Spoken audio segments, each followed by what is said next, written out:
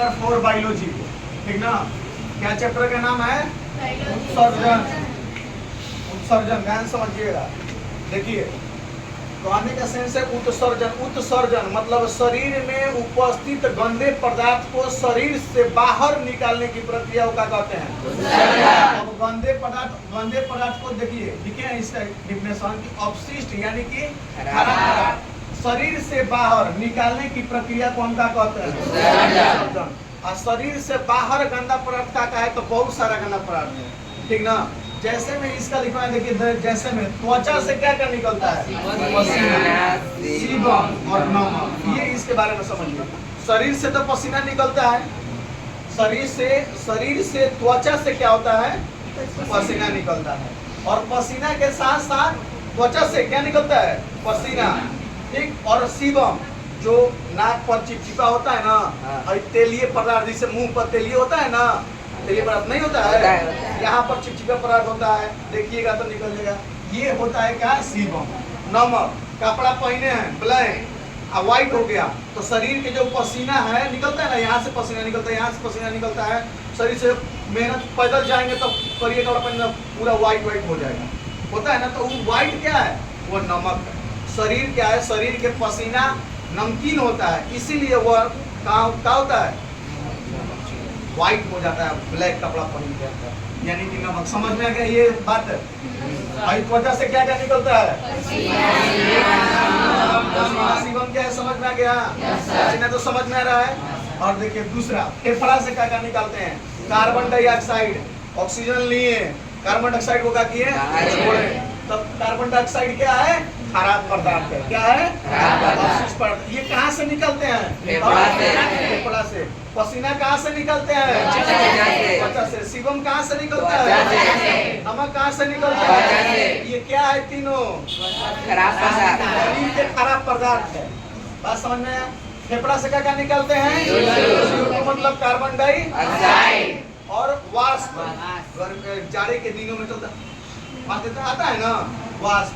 बलगम, बलगम मतलब खखार होता है, गंदा पदार्थ है खखार, ठीक ना। सर्दी खांसी होता है, खखार निकलता है ना। खखार को बायोलॉजिकल भाषा है बलगम, ठीक ना। ये यहाँ पर खखार नहीं लिखेगा, बलगम लिखेगा। हम लोग अपने भाषा में, भोजपुरी भाषा में कहते हैं खखार। बात समझ में आ गया? ये चीज है। तीनों समझ में आ गया? कोई दिक्कत है? ये अपशिष्ट पदार्थ भी समझ में आ गया। बड़ी आंत, बड़ी आंत से क्या निकलता है? बड़ी आंत मतलब छोटी आंत, बड़ी आंत होता है ना, मतलब जिस प्रकार से मल त्याग आदमी करता है ना, वो चीज होता है। वो भी हमारे शरीर के क्या है? खराब पदार्थ है, अपशिष्ट पदार्थ है। मल त्याग कर क्या जाता है ना, वो हमारे शरीर से बड़ी आंत से क्या निकलता है? अनपचा भोजन। जो भोजन खाए हैं उसी को पचा के और जो खराब पदार्थ बच जाता है वही मल द्वारा क्या होता है? बाहर निकल जाता है। बात समझ में आ गया? और देखिए यकृत, यकृत मतलब इंग्लिश में इसका नाम क्या है? यकृत, लीवर। ये क्या अमोनिया को यूरिया में क्या कर देता है? परिवर्तित कर। मतलब जो हम पानी पीते हैं, जो कि यहाँ पर बताया गया है, ठीक ना। जो हम पानी पीते हैं या कोई भी चीज कार्य करते हैं, पानी पीते हैं पानी के, तो ये क्या करता है? यकृत, लीवर इसको अमोनिया हमारे शरीर में बहुत खतरनाक पदार्थ है। अमोनिया बहुत डेंजर पदार्थ है, मतलब खराब पदार्थ है। क्या है? अमोनिया को किसमें परिवर्तित कर दिया जाता है? यूरिया में क्या कर दिया जाता है? यूरिया में परिवर्तित कर दिया जाता है। और यूरिया में परिवर्तित ये काम है बस लीवर के। अमोनिया को किसमें परिवर्तित करता है? यूरिया में। और देखिए वृक्क यानी किडनी का काम है यूरिया को पेशाब के रास्ते द्वारा उसको बाहर निकालना। अमोनिया को यूरिया में कन्वर्ट करने का काम क्या है? यकृत मतलब लीवर, इंग्लिश शब्द है, ठीक ना। और ये किडनी का काम है यूरिया। देखिए शरीर में पहले अमोनिया, उसके बाद क्या बनता है? यूरिन। अच्छा, जब आदमी बाथरूम करता है तो यूरिन ही करता है, यूरिया ही करता है। लेकिन आधे घंटे, 1 घंटे 20 मिनट के बाद वह अमोनिया में क्या होता है? कन्वर्ट हो जाता है। और अमोनिया में कन्वर्ट होकर क्या होता है? वही मूत्र से गंध आने लगता है। ताजा बाथरूम करिएगा ना तो नहीं महकेगा, और कुछ देर बाद 5 मिनट, 2 मिनट, 3 मिनट, 10 मिनट, आधा घंटा बाद क्या होने लगेगा? गंध आने लगेगा वहां से। तो क्या गंध आता है? अमोनिया गंध आता है, यूरिया नहीं गंध आता है। यूरिया तो बाहर निकल गया, लेकिन वही वही चीज बताया जा रहा है यहाँ पर। वृकक यानी कि किडनी का काम है यूरिन को पेशाब के रास्ते द्वारा वो मतलब बाहर निकाल दें। बात समझ में आ गया। और इसी को देखिए, अब किडनी के बारे में ये पूरा डिटेल हम चित्र सहित यहाँ पर किए हैं। पहले किडनी के बारे में जान लीजिए कि किडनी क्या होता है। किडनी देखिए, किडनी हमारे शरीर के मुख्य उत्सर्जी अंग है, मतलब गंदा पदार्थ निकालने के लिए सबसे मेन काम है, मेन अंग है, वही गंदा पदार्थ को बाहर का करता है, निकालता है। किडनी मुख्य उत्सर्जी अंग है, लिखा है ना यहाँ पे। किडनी क्या है? मुख्य उत्सर्जी अंग है। रक्त क्या है? बल्कि वो क्या करता है? रक्त को छानने का काम करता है, रक्त को छानने का काम करता है। लेकिन रक्त को शुद्ध कौन करता है? ये बात हम समझाए हैं। परिवहन और क्या है जी? श्वसन। श्वसन जब कर रहे थे, पढ़ा रहे थे उस पाठ में, तो हम बताए हैं, आप लोग को समझाए हैं कि श्वसन क्या चीज है। श्वसन को कौन साफ करता है? कौन रक्त को कौन धो के ले जाता है? कौन क्या करता है? धमनी और शिरा। ये बताया है ना। तो देखिए ध्यान से, अब रक्त को शुद्ध मतलब क्या होता है? जो खून में ऑक्सीजन मिल गया हो वो रक्त क्या हुआ है? शुद्ध।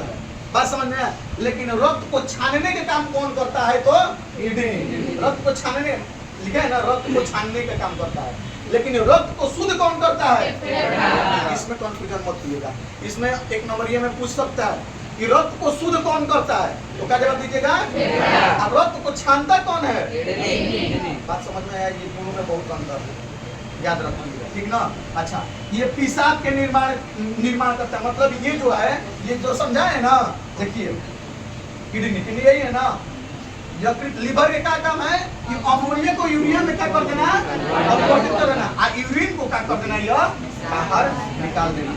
ये देखिए, पेशाब का निर्माण करने में यहाँ पर जहर भी निष्क्रिय हो जाता है, आधा निष्क्रिय हो जाता है। किडनी की संख्या कितनी होती है? कितनी होती है? देखिए, एक और दो, ठीक ना। मतलब एक आदमी के एगो किडनी भी खराब हो गया तो एगो किडनी पर क्या हो सकता है? जिंदा रह सकता है। बात समझ में गया। मतलब ये दो किडनी होते हैं शरीर में, दो किडनी होते हैं। अगर एगो किडनी भी खराब हो गया तो एक किडनी पर आदमी क्या हो सकता है? जिंदा रह सकता है। इसका भार कितना होता है? 140 ग्राम। कितना भार होता है? 140 ग्राम। इसकी बाहरी वाला झिल्ली को क्या कहता है?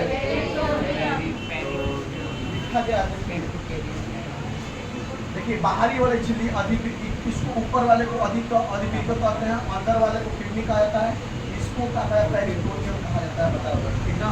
और देखिए, और बाहरी वाले भाग को कार्टेक्स कहा गया, ठीक ना। ये झिल्ली मतलब क्या चीज से बना है? ये बना क्या चीज से, ये बताया जा रहा है क्या चीज से बना है? तो पेरिटोनियम से बना हुआ है, ठीक ना। बाहरी भाग को क्या कहते हैं? कार्टेक्स। बाहरी भाग को क्या कहते हैं? कार्टेक्स। क्या कहते हैं बाहरी भाग को? अब अंदर वाले भाग को क्या कहते हैं? मेडुला कहते हैं। इसकी क्या चीज से बना है? तो ये नेफ्रॉन से बना है। कितना नेफ्रॉन से बना है? 8 लाख नेफ्रॉन से बना है। क्या बना है? 8 लाख नेफ्रॉन से बना है। अब ये पूछिएगा कि सर ये नेफ्रॉन होता है? तो नेफ्रॉन आपको बताया जाएगा जिस प्रकार से। अभी इसको पहले समझ लेते हैं, उसके बाद नेफ्रॉन के बारे में चर्चा करते हैं। बात समझ में गया। देखिए, ये देखिए, जो किडनी के ऐसे ऊपर वाला जो भाग होता है, ऊपर वाला जो ऐसे किया गया है, ये भाग होता है, इसे कहते हैं अधिवृक्क कहते हैं, ठीक ना। और किडनी यानी कि ये कितने होते हैं? कितने होते हैं? इससे किडनी की संख्या कितनी होती है? तो ये क्या है हमारा? यूरेट्रा यानी कि मूत्र वाहिनियां। मूत्र क्या होता है? वाहिनियां, मूत्र वाहिनियां, ठीक ना। ये क्या है?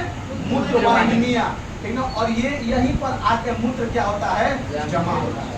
कम से कम बताया जाता है कि 250 से 300 ml तक अगर मूत्र रहेगा तब हमको बाथरूम का एहसास होने लगा कि हमको बाथरूम भी लगा है। 250 से 300 ml तक मूत्राशय इसमें जमा हो जाएगा ना, तो एहसास होने लगा बाथरूम लगा है, ठीक ना। ये सेंस है। और इसके बाद क्या होता है? मूत्र वाहिनियां द्वारा, देखिए लिखा है ना, मूत्राशय। मूत्राशय ये क्या है? मूत्र वाहिनियां। नीचे क्या है? मूत्राशय। ये मूत्र मार्ग है। ये मूत्र क्या है? मार्ग है। इसके द्वारा मूत्र क्या होता है? बाहर निकल जाता है। तो ये भी हमारे शरीर के अपशिष्ट पदार्थ, गंदा पदार्थ निकालने वाला एक अंग। बात समझ में आ गया? पूरा क्लियर हो गया? समझ में आया? तो बताइए, उत्सर्जन किसे कहते हैं? हमारे शरीर से जितने भी सारे गंदा पदार्थ है, इसको उसको बाहर निकालने की प्रक्रिया को क्या कहते हैं? जो अंग बाहर निकालता है उसे उत्सर्जी अंग कहते हैं। जो अंग शरीर से गंदा पदार्थ को बाहर निकलता है उसे हम क्या कहते हैं? उत्सर्जी अंग कहते हैं। तो अच्छा, अंग के नाम तक क्या हो गया? क्या हो गया? क्या हो गया? क्या हो गया? क्या हो गया? समझ में आ गया? इससे क्या क्या निकलता है? त्वचा से क्या निकलता है? तो पसीना, सीबम और फेफड़ा से क्या निकलता है? बढ़िया से क्या निकलता है? भोजन। और यकृत से अमोनिया बहुत खतरनाक पदार्थ है हमारे शरीर के, हमारे बॉडी के बहुत खतरनाक पदार्थ है अमोनिया। समझ जाइए, अमोनिया को यूरिया में कन्वर्ट कौन करता है? कौन करता है? लीवर ना। आप फिर उसके बाद किडनी का काम है बाथरूम के द्वारा बाहर निकालने की प्रक्रिया। और ये किडनी के बारे में टोटल समझा है।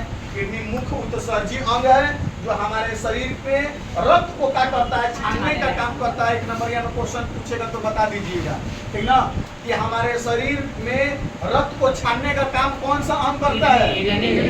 और रक्त को शुद्ध करने का काम कौन करता है? याद रखिएगा।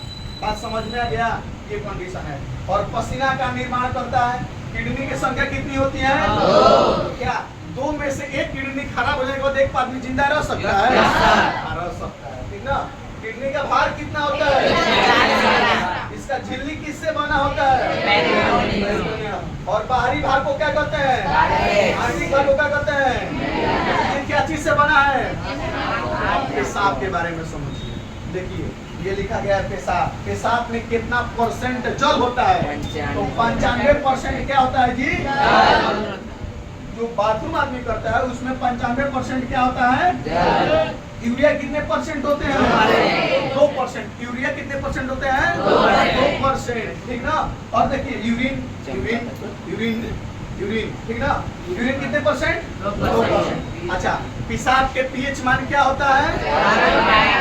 आप लोग बताइए, पेशाब के पीएच मान 4.8 है तो वो अम्ल है कि क्षार है? बात समझ में है ना? वो क्या है? ठीक ना। अच्छा, पेशाब पीला किसके कारण से होता है? यूरोक्रोम के कारण। किसके कारण? यूरोक्रोम के कारण। पेशाब का रंग पीला होता है ना जी, यह किसके कारण होता है? तो यूरोक्रोम के कारण। पेशाब में गंध किसके कारण से आता है? ये मत कहिएगा यूरिन के कारण से गंध आता है, यूरिया के कारण से गंध नहीं। अमोनिया आदमी तो निकालता है यूरिन, लेकिन कुछ समय के बाद वो किस में कन्वर्ट हो जाता है? जिसके कारण से उसमें क्या होने लगता है? गंध आने लगता है। ये पूरा डिटेल समझ में आ गया? इसको नहीं समझ में आया?